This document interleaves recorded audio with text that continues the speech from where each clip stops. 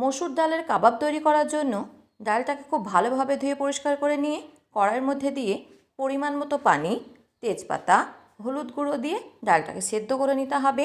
সেদ্ধ করা হয়ে গেলে অন্য একটা পাত্রে ডালটাকে নিয়ে তার মধ্যে পেঁয়াজ কুচি, লঙ্কা কুচি, লঙ্কা গুঁড়ো, জিরের গুঁড়ো, গোলমরিচ গুঁড়ো, আদা রসুনের পেস্ট, গরম মশলা গুঁড়ো, soya sauce, tomato sauce, half চামচ ঘি, পাউরুটি গুঁড়ো, স্বাদ মতো লবণ আর একটা ডিম দিয়ে খুব ভালোভাবে মাখিয়ে নিতে হবে।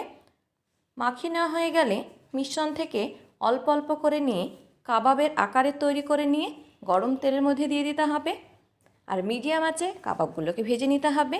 তো অবশ্যই রেসিপিটা বাড়িতে বানিয়ে দেখবেন আর রেসিপি ভালো লাগলে চ্যানেলটিকে সাবস্ক্রাইব করতে ভুলবেন না।